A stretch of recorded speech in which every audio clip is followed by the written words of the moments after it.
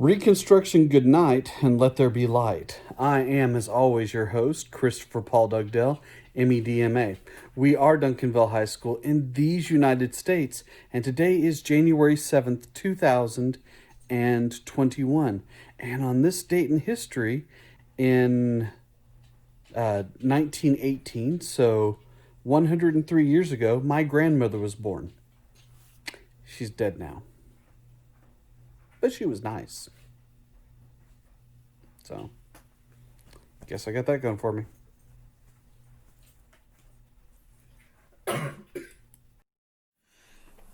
When you're talking about important pioneers in U.S. history, Victoria Woodhull is one of the ones that is really overlooked. Okay, now a lot of people tend to point the fact that she was someone who believed in free love, or the right to basically sleep with whoever you want, and for there to be no repercussions if you're a single woman and you sleep with a single man, that you shouldn't be prosecuted. She's also fighting sexual stereotypes. Now, at one point, she goes and decides to single out Henry Beecher, who was a infamous minister who taught the virtues of family, the virtues of chastity, and wrote about the fact that he'd had numerous affairs. And, he called her out basically as a slut. And she said, well, what does that make you? And so she wrinkles a lot of feathers with that. In 1872, she's going to run for president. The first woman to run for president. A lot of people said that she wasn't able to do that. And it wasn't just that she was a woman. She was about 28. But they put together enough people to put together an equal rights ballot. And she ran with Frederick Douglass as her vice presidential candidate. Now, she does not really make a dent in the election, but the very fact that she's running for office, makes her, a little bit more important, with what she does. So she's someone that should be recognized, and so Victoria Woodhull would be the first woman to run for president. Okay? So take that, Hillary, who's not in the class. And, anyway, I'm going to go ahead and keep going. I'm probably getting myself in trouble. Dang me. So, Carrie Chapman Cat, who has what I'd like to call Einstein hair, hopefully she's friendly. She took over the women's suffrage movement, and basically from Elizabeth Cady Stanton, from Susan B. Anthony, she's working much more in the West. And she's really pushing for the right to vote, and actually is successful in winning the right to vote in Wyoming. And part of the reason that they allow women to vote in Wyoming was to attract more people to the state. Because the thing is, men are kind of dumb, and I'm sorry for anyone who's,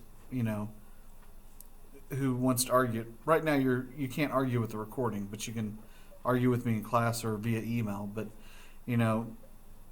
if a business is having trouble, they'll have things like ladies' night, and like ladies get in free or ladies get a free drink. And the truth is, when you go to a ladies' night, it's not what you think. You get there and normally it's just men. Women tend to avoid ladies' night because, well, they're smart, and men hear ladies' night and think, wow, there's going to be all ladies there and just me. I'm going to be the only guy who goes there. And it turns out that just about every man of that age will go down there. Instead, it's a much different type of locale. The Women's Christian Temperance Union, this is led by Frances Willard and Carrie Nation. By the way, Carrie Nation is referenced in an episode of Archer, if you watch that. I'm not telling you to watch that, by the way. There were about 300,000 members of the Women's Christian Temperance Union, also known as the WCTU. I wouldn't call it that because unless you remember what it stands for, that's not very useful. They really fought for prohibition. They wanted the 8-hour workday. They wanted to end child labor. Now, the way I have it phrased there makes it look like they love child labor, but they were against child labor. Yeah, let's make all the children unemployed. Okay? Federally inspected foods so that we don't accidentally kill ourselves. And a lot of people were dying from food that was not properly taken care of. You know, it's not like people had refrigerators back then. They wanted to institute kindergarten into schools, and they wanted uniform marriage and divorce laws, which means that it is equal for men and women. Okay? So the election of 1872. So we've already talked about one of the candidates, and you'll see that they did not even rate in the electoral vote. Okay? So you have Horace Greeley running, and I know you're looking at him going, wow, what a sexy beast he is. Okay?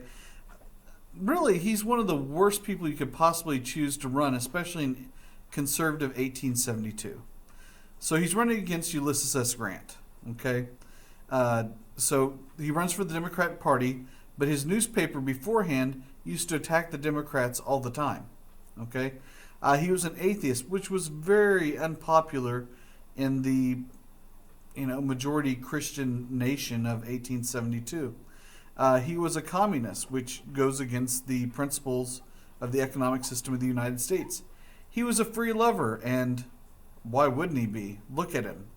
You know, what man or woman wouldn't want to be with him?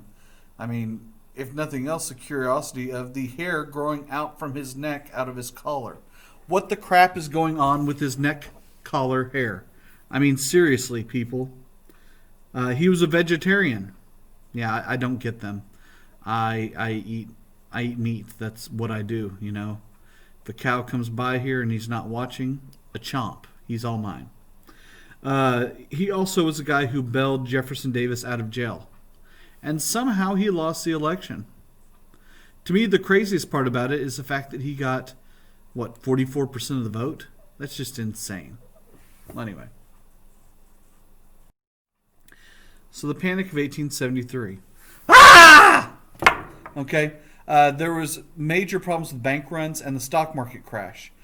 25 railroads were not making payments on their loans.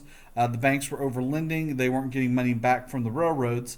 And thousands of businesses were going to close, and tens of thousands of people were unemployed. The people hit hardest by this were African Americans, who lost $7 million in savings. Okay, and part of the reason they lost some money wasn't because of their race, but because they'd never gone through a panic before. And, basically a bank run could happen any time just by the white people going in and withdrawing all their money. You could make, not even all the white people. If you had probably 20% of the people at a local bank during this time go in and withdraw all their money, there'd be no more money in the bank and the bank would close. And let's be honest, if you're black in 1873 and you see a bunch of white people running down the road angry and in a hurry, I don't know that you're going to join that crowd. Yeah, not to be racist. Now, the truth here is that you've probably already heard this before from me, but I do need to touch on this again, okay? So this is the election of 1876. Reconstruction was still going on at this point. There were nearly 250,000 troops in the South that were still active since the Civil War. So it's been a little bit over 11 years at this point. And in the election, you have Rutherford B. Hayes and Samuel Tilden, okay? Tilden, who had been very instrumental in taking down the Tweed Ring, from Tammany Hall, the political machine of New York. Okay, and so this election, it really looked like, didn't look like. Tilden won by about over 250,000 votes, which was quite substantial in this election. But the problem was the Electoral College was not entirely clear in a couple of states where things were kind of up for debate on who had won. And eventually what happens is they make a deal in Congress that they will give back the Democratic control of these states in exchange for the presidency. So it's kind of a under-the-table deal. So in the Compromise of 1877, Tilden loses because Hayes promises to end Reconstruction, and this is going to hurt the political rights of African Americans in the South.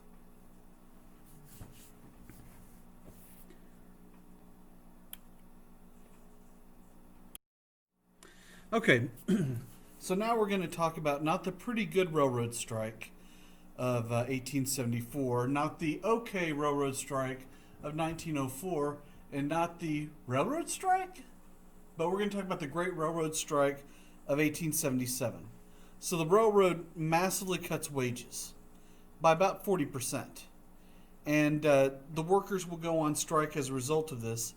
80,000 workers total will go on strike, and it will stop the railroad from working in 11 different states. Violence is breaking out.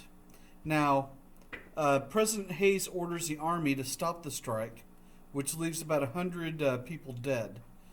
But the reason he does it isn't because of the plight of the workers, isn't because of management, it's because it stops the flow of the mail. Basically, if you ever want to get the president involved in a strike, stop the flow of the mail. That happened in 1877.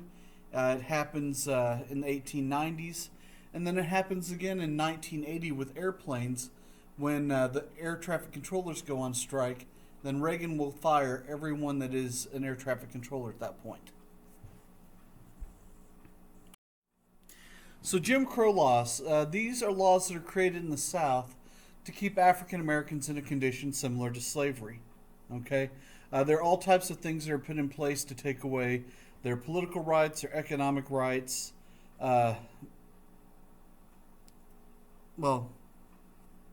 Just take away everything. And there was a character that was created by a bunch of white guys in the South around a campfire one night whenever they decided to give themselves blackface, rubbing charcoal all over their face, and acting as they saw the black people acted. Okay, and they will actually go around and start performing these in theaters. This caricature of African Americans. Okay, so a group of reformers called Bourbons or Redeemers, they're trying to put as many laws into place to hurt African Americans. So they cut a bunch of budgets, especially in education in African American schools, and they also start using something called convict leasing. Basically, if you were in town, you didn't have a job, you're considered a vagrant, and then you'd be arrested and forced to basically work for the jail, and you'd go out and you might do all types of slave labor, but you're not technically a slave, you're a prisoner. Okay, and by the way, that would continue well into the 1950s. In fact, some people would even say to a certain degree it's still carried on today. The poll tax was created, and this was created to make people pay a tax to vote. Looking at the plight of African Americans, many of them didn't have money, and this was considered one way to keep them from voting. Then they come up with something called the literacy test. This starts in Mississippi, and it made it so that you couldn't vote if you unless you passed a literacy test. Now, the literacy test was one that was graded by someone who may or may not be able to read, and if you were white, you passed, and if you were black, you failed. And it didn't matter how well you answered the questions. It might have something about explain the Second Amendment to the state constitution, not the federal constitution, and if it's still applicable and how it applies to people that live in this town. And you might have varied questions such as this that you have to answer in paragraph form, and once again graded by someone who's illiterate who wasn't going to look at your answer anyway. The grandfather clause. This let poor white people vote if they had an ancestor that could vote in 1867. And I know what you're thinking. Well, the 15th Amendment was passed in 1868. Oh, I get it. This is just being racist. Okay, so yes, it is. Sharecropping. This is what happens to several former slaves, and this is where you would pay a portion of your crops to rent farmland. Okay, and this kept several people in constant debt, and so that generationally, you might owe debt from your grandparents or your great grandparents. Okay, so you would loan about 40 acres. That was normally the plot, and you would get somewhere around a half of the crops they pulled off their land once a harvest came. Then you would have to go and borrow tools, and this is going to be a large amount, a high percentage as well, somewhere around 10 to 15%. Okay, of what you made. Then you need to get seeds. You pay another 10 to 15%. Clothing, food for yourself, and shelter. You might pay another 10 to 15%, until you get to the point where everything you made just went to pay back for that 1 year. And as much as you think that farming is a super lucrative business where you can make a lot of money off of it, the truth is it's not as good of a. You're not going to get as rich as you think. I don't know what to tell you there. Well, anyway. Okay, so the spoils system or patronage. Okay, this is giving civil service or government jobs to winners of to supporters of the winning party. This is a policy that was put in place by Andrew Jackson in the United States and had been going for about 50 years by this point. Now, Roscoe Conklin on the right hand side, or on the left hand side, he was in charge of a group called the Stalwarts. Okay, and they were in favor of giving jobs to jobs to supporters of the winning party.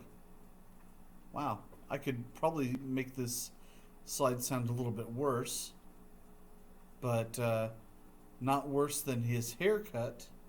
What is that? He has a single curl going down the center of his forehead, and sorry, I just kept getting distracted by that and talking about this.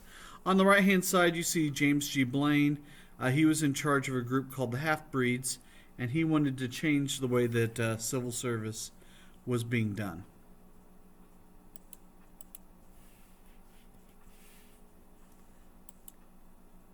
By giving jobs based on merit instead of who you. So in the election of 1880, you've got James Garfield running for president. Okay, he barely won, and so when he takes office, there was a man that supported him by the name of Charles Guiteau. He kind of helped, talk him up in one area, and had met Garfield once, and he wanted to be the diplomat to France. And Garfield thought that he was unbalanced and not the best guy for the job, so he turned him down, and he refused to give him that kind of position. So Charles Guiteau does what anyone who would do whenever they don't get a job. He snuck behind him up at the airport and shot him in the back about 3 times.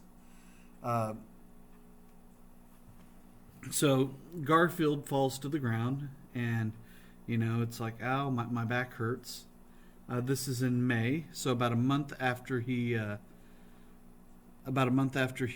was elected, he gets shot in the back. So he goes under a doctor's care. Doctors check him out, see the bullet, see that the area is infected, and they will continually work on it day after day after day after day. Now, they'd poke their fingers into his back, they'd poke scissors into his back, anything to try and find the bullet, which they suspected was causing the infection. And they kept opening it up over and over again. Had Garfield lived 20 to 30 years later, he would have survived simply because doctors started washing their hands around that time period. They had this thing called, washing your hands to get rid of bacteria and other types of things. This is still a time period where some places people were using their hand for toilet paper. Okay? So they kept reinfecting Garfield's back. About 2 weeks before he died, he was telling his mom he was feeling well and he thought he was going to recover. Then suddenly he violently dies of, infections due to being shot in the back.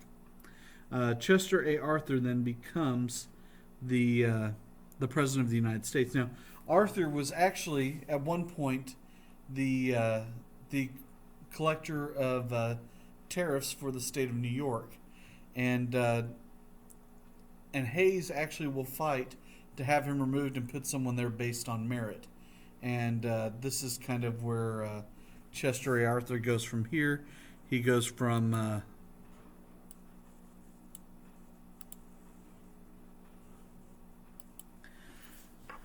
being disgraced, from losing his job as the tax collector of the Port of New York, to nothing, to the President of the United States, just in 3.5 years.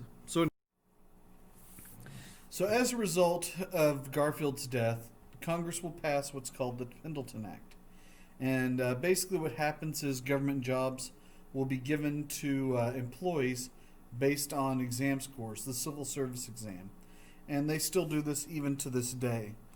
So if you're trying to get a job working for the post office, you will have to take the civil service exam in order to do that. So this gets rid of a lot of the corruption, but a lot of people have some major problems with this. But the truth is, this is a way of curbing some of the problems that had been there before.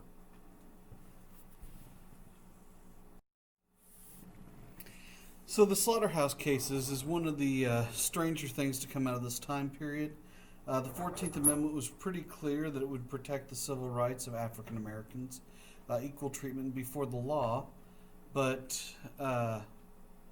and that African Americans were citizens. But somehow when the Supreme Court went to look at these slaughterhouse cases, they determined that the 14th Amendment was meant more to protect corporations and their trading rights than it was African Americans, and that African Americans would have to turn to the states to enforce civil rights.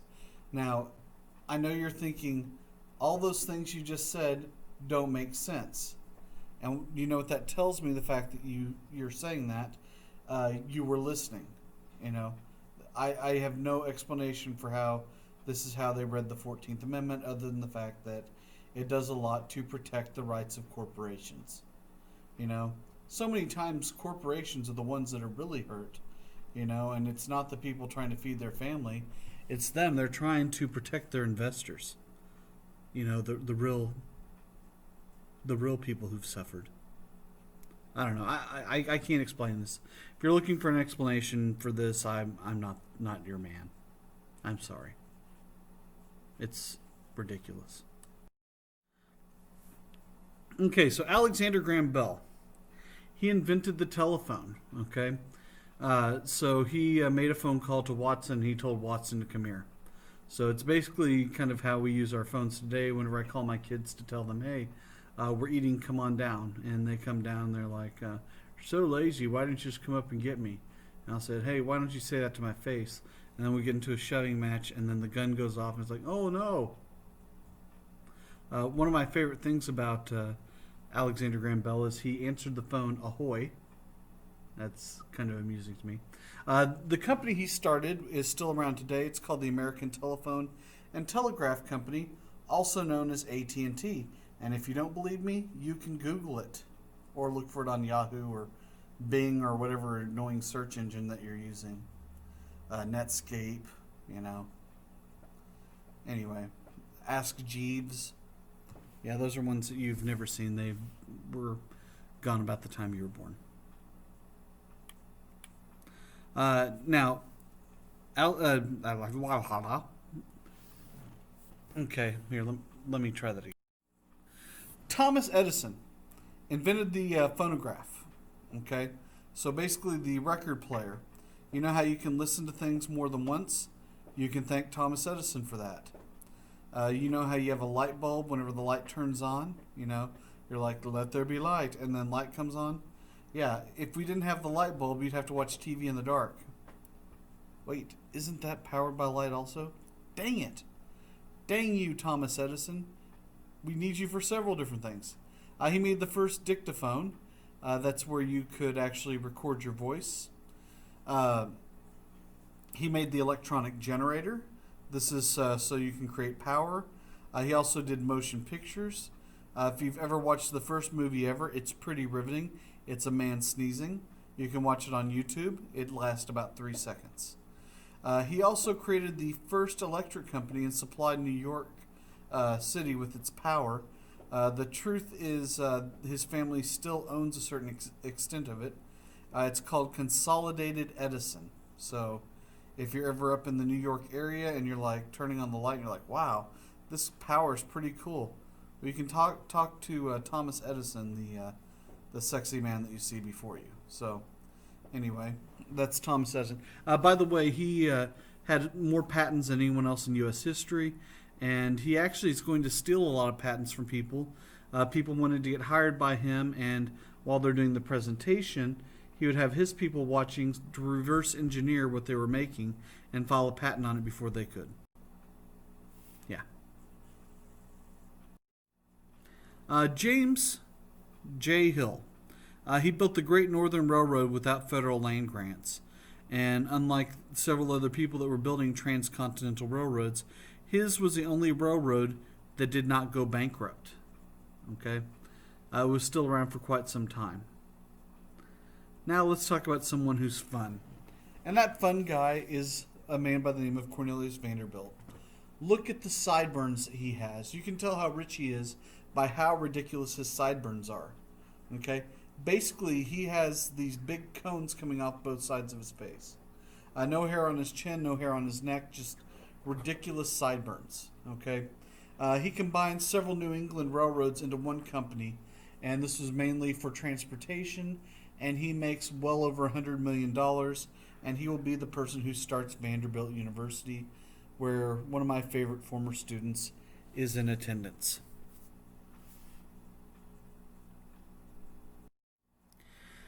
Now, what you see here is very high voter turnout. Okay, much higher than the last election.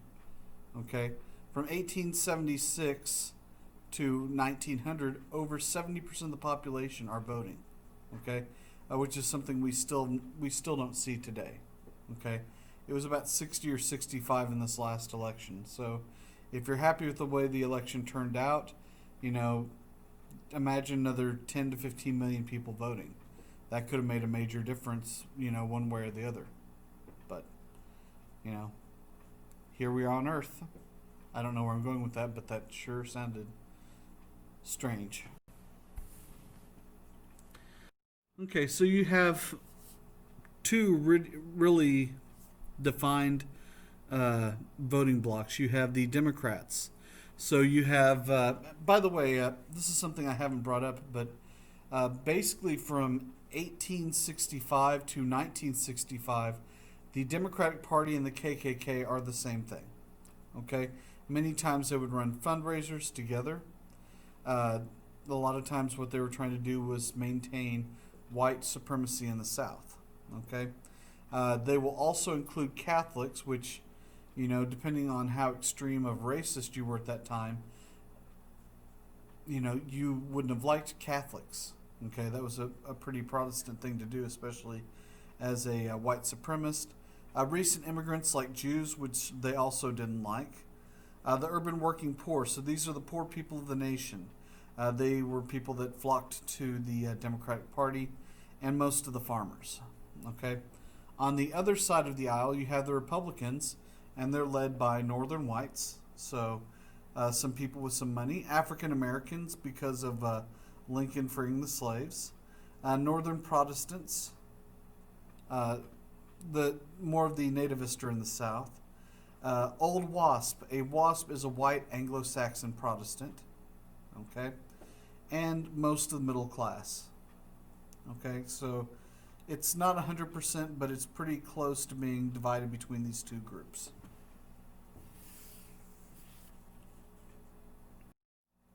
The American Railway Association. Okay, have you ever noticed how we've had time zones? Well, the whole reason that they created time zones and standardized time was because of the railroad and making sure it was on time and making sure that whenever you had something going on, you knew how to get there on time. Before this, you don't have standardized time. In fact, the time is going to vary from city to city based on where you are at any point.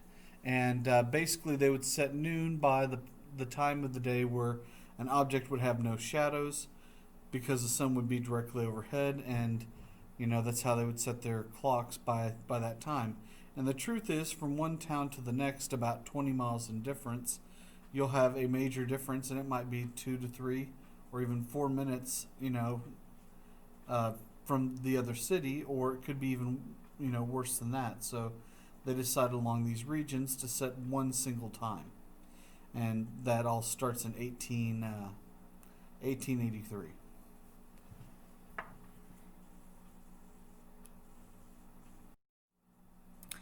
Okay, and then the 1884 election. Okay, uh, basically, Republicans had done such a bad job. They have these songs going back and forth to try and pick on the different candidates. They had James G. Blaine, Continental Liar from the state of Maine, and the Republicans came back against Grover Cleveland because he had an illegitimate child, screaming out, "Ma, Ma, where's my paw?" And Cleveland and his men replied, "Going to the White House, ha ha ha." So James G. Blaine was seen as so corrupt that a group of Republicans started to support Cleveland. They were called the Mugwumps, and they did this because Blaine was corrupt. Now, Cleveland, on the other hand, a man in his late 40s, he had an illegitimate child, and when people came up and they questioned him about it, and you have to understand, if you had an illegitimate child at this time, you were seen as a man that you couldn't trust, and the child was seen as trash. You don't raise that person, you don't have anything to associate with them. Okay, so whenever he was asked, do you have a child out of wedlock, and he said, "Yes, I do, and I'm very proud of him. I'm proud to be his father. He is a beautiful and brilliant young man, and I'm glad to have him in my life." And people had a hard time saying against that. In fact, for a few times you might hear people go, "Aww," but because of that, he was a pretty straight shooter. Now, he is the first Democratic president since Buchanan. So that has been, Buchanan was elected in 1856. Okay. Now, I know you're thinking Andrew Johnson, but remember, Andrew Johnson was not elected to the presidency. He was just kind of tagging along with Lincoln. Okay. He also is the only president to serve non-consecutive terms, which means that he was elected in 1884 and in 1892. So he has a 4-year gap there in the middle where even though he wins the popular vote, he will lose the Electoral College. Okay. Also, Grover Cleveland had another secret. Okay. He had been dating a girl for about 4 years, and once he becomes president, he gets married to this 21-year-old girl who he started dating whenever he was 46 and she was 17. They have a baby together, Cleveland and his wife, and they name her Ruth. Okay, and Hershey's, once upon hearing the name of his child, creates a new candy bar named after her called Baby Ruth. Now, for anyone who's thinking, "Oh, is that after Babe Ruth, the baseball player?" No. Babe Ruth, the baseball player, was called Babe, and he was a 300-pound man. No one called him Baby, except maybe his girlfriend/mom. I know, I made that weird. Okay, so this leads us to the end of yet another day. Corruption everywhere, not the kind of world you want to live in. Kind of sounds like today, except no internet. So don't COVID, don't cocaine, don't AIDS. Make good decisions, and be safe, but don't be a safe. And I will talk to you again here. Have a great day.